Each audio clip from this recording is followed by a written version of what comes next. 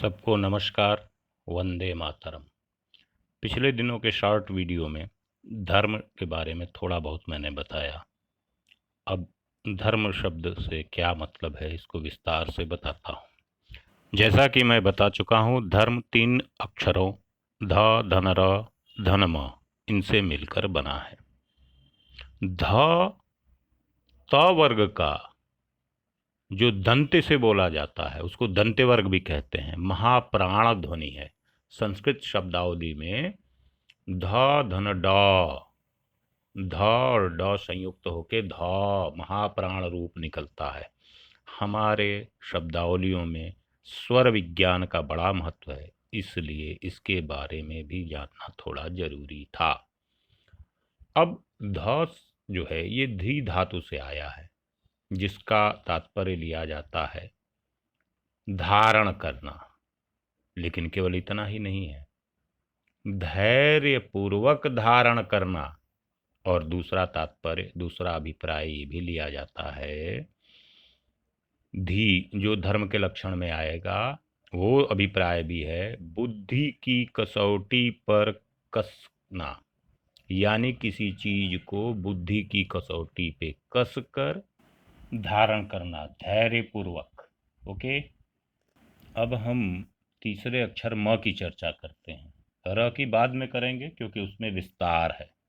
तो म जो है ये आप जानते हैं प वर्ग का अक्षर है, अल्प प्राण है। इसको महाप्राण रूप देने के लिए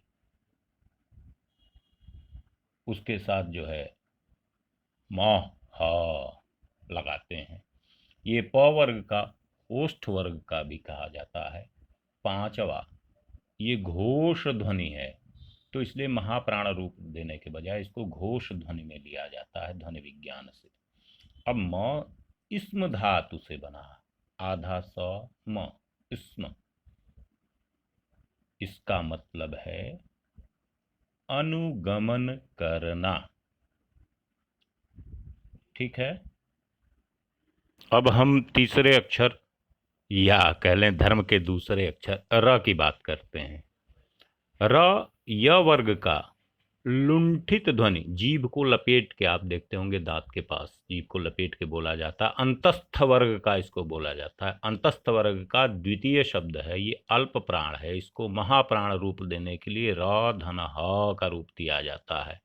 ठीक है, या संस्कृत धातु में रा धन ड, तब ये महाप्राण रूप लेता है।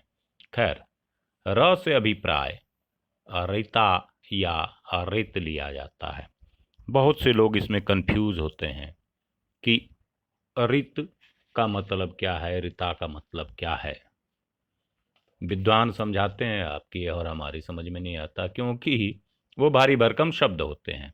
अब आते हैं, देखिए वैदिक धर्म में या हमारे धर्म में, जिसको धर्म शब्द हम कह रहे हैं, उसमें ऋत जो है प्राकृतिक व्यवस्था और संतुलन के सिद्धांत को ऋत कहा जाता है। यानी वह तत्व जो पूरे संसार, पूरे ब्रह्मांड को एक स्थिति में रखे या लाए।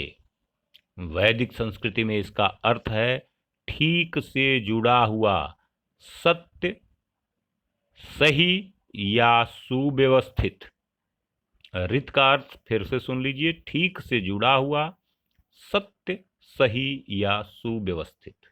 यानी सृष्टि का सार्वभौमिक सत्य, मतलब जो सदैव सत्य है, जो देश काल परिस्थिति, किसी वस्तु, व्यक्ति या किसी भी तरह से खंडित ना हो, ना काटा जा सके।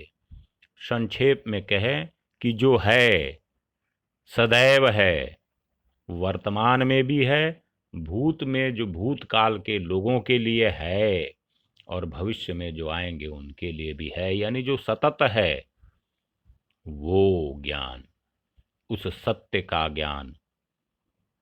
ठीक है, तो हम कह सकते हैं कि ये समझने समझाने की बात है, लेकिन ये मूल इसका तात्पर्य है अखंड अविभाज्य सत्य जो हर देश काल परिस्थिति में सत्य है। जैसे एक उदाहरण के लिए आप ले लें, हम कहते हैं कि सूर्य उगता है, सूर्य डूबता है, जो जहाँ है। जैसे हम लोग हैं भारत में तो पूरब दिशा में उगता है, पश्चिम दिशा में डूबता है। लेकिन जब आप नॉर्वे में जाएंगे, आधी रात का देश कहा जाता है उसको। सूर्य का कभी कभी वहाँ अस्त होता है तो बहुत अल्पकाल के लिए, और भी आप देखेंगे वहाँ जाके जो लोगों ने वहाँ के बताया है, उत्तर दक्षिण ये दो दिशाएं होती हैं। वहाँ पूरब पश्चिम का आभास आप करके गच्चा खा जाएंगे कि सूर्य जिधर से उगता है वो पूरब है। तो यानी कि ये सत्य खंडित है। हकीकत क्या है? आप लोग जानते हैं कि सूर्य न कभी उगता है न डूबता है। पृथ्वी की एक विशिष्ट स्थिति में हम होते हैं तो हमारे लिए वो उदय होता है और अस्त होता है, जबकि हकीकत में वो तो अपनी जगह पे और धरती माँ उसके चक्कर लगा रही है। तो ऋग्वेद जो है हमारा, अब वैदिक धर्म में हम चलते हैं तो सनातन की प्राकृतिक व्यवस्था और संतुलन को कहा गया है जो सुव्यवस्थित है।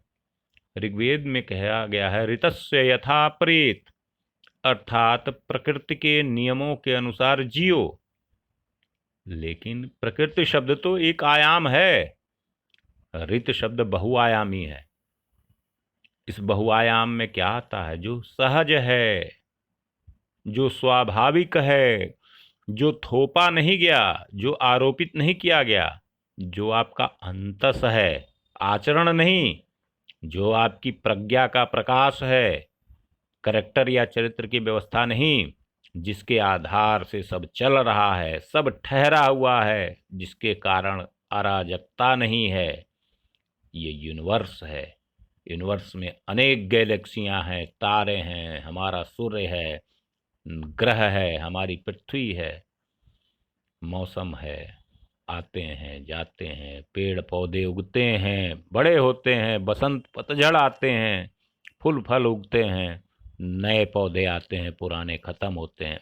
सब एक लय में, सब सुसंबद्ध है, एक तारतम्य में है, सब संगीतपूर्ण है, लयबद्ध है। इस लयबद्धता का नाम ही ऋत है। हमारे अंदाज से आप लोगों के समझ में ध, र और म से यानी धर्म से क्या समझा जाता है ये आ गया होगा, फिर भी शॉर्ट में एक बार बताता हूँ।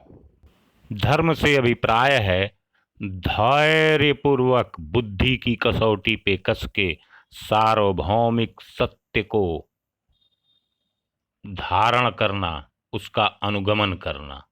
ठीक है?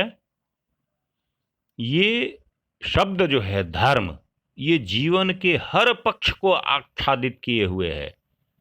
केवल पूजा पाठ उपासना ये केवल नहीं, ये तो एक छोटे से हिस्से हैं। किसी देवता, भगवान, परमात्मा, ऋषि, नबी, मुनि, महात्मा का अंधानुकरण करना, किसी किताब या कुछ किताबों का अंधानुमान करना, अंधा अनुगमन करना, ये सब धर्म नहीं है।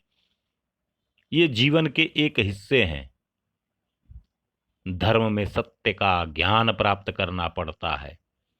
धर्म में शंकाएं होंगी, प्रश्न होगा, खोज होगी। इसमें किसी चीज को मान लेने का निषेध है। जानना धर्म है। सत्य को जानिए और जब सत्य जान लिया उसे धारण कीजिए। लेकिन क्या जो आपने सत्य जाना है वही सत्य है? इसके लिए विमर्श से भागिए मत। विमर्श से सत्य परिष्कृत होता है, यानी जो सत्य हम आंशिक जान रहे हैं वो परिष्कृत होता है। विमर्श करते हैं, तर्क के घात प्रतिघात से सत्य निकल के सामने आता है।